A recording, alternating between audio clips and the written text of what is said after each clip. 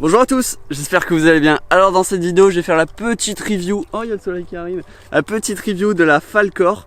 C'est la micro Falkor, je vais faire des DVR avec celle-ci. Avec celle-ci, ça c'est la Predator Mini. Et j'ai une Speedy je crois, enfin je vais voir.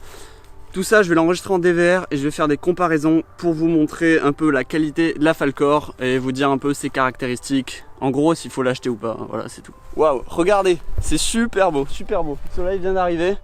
Et il repart, oh, voilà, hop, espèce de grosse tache. Merci les nuages.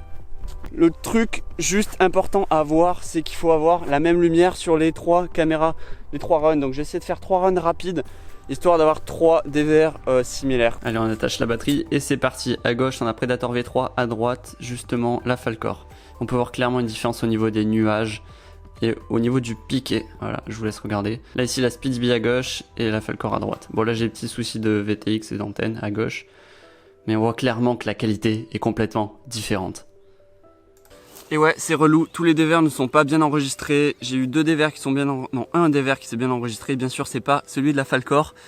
Donc voilà, j'ai fait la comparaison, je vais voir si je fais une comparaison là, mais le but c'est de voler avec la Falkor. Et on va voir ce que ça donne. Et parce que le temps ici là, il est, comme on peut le voir, il est assez gris, il y a pas mal de nuages, pas beaucoup de soleil, on n'aura pas de soleil de face, on pourra pas tester ça.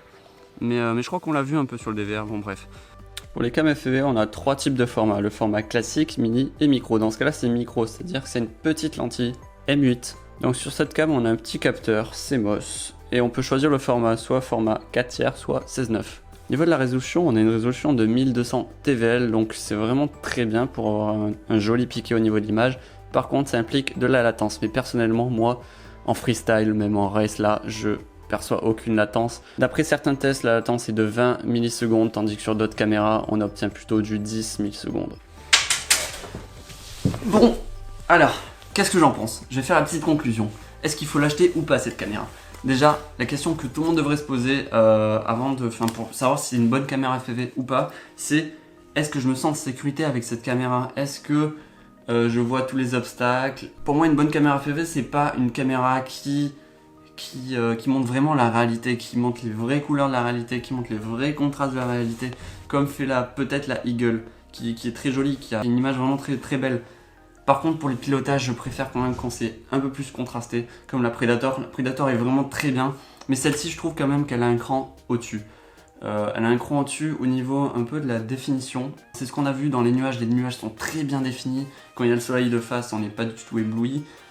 Qu'est-ce qu'il faut faire gaffe quand on arrive dans le noir ou pas? Ça, j'ai pas pu tester. Je suis désolé, j'ai pas pu tester dans des endroits vraiment sombres, pour des bandeaux ou pas. Je sais pas comment elle se débrouille celle-ci.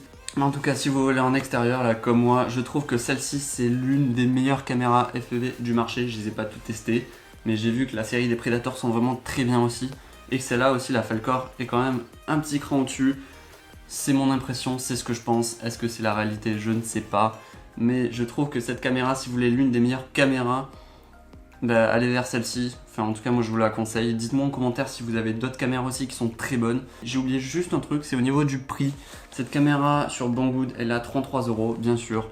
Pour avoir l'une des meilleures caméras FPV du marché, il faut payer le prix fort. 33 € c'est cher, oui et non. Pour cette qualité, je pense que c'est quand même très important d'avoir une très bonne caméra parce qu'une seule petite branche que vous ne voyez pas peut vous faire cracher votre drone et vous faire perdre tout votre matériel. Donc je pense que si un endroit où il faut investir, c'est la caméra, surtout si vous faites du long range, surtout. Après, si vous faites du freestyle, un peu de proximity, j'ai volé avec la Speedy. Si tu as des conditions normales et classiques, ça va très bien, ça le fait aussi. Par contre, quand il y a un peu moins de lumière, quand il y a du soleil de face ou quoi, là ça devient vraiment très compliqué.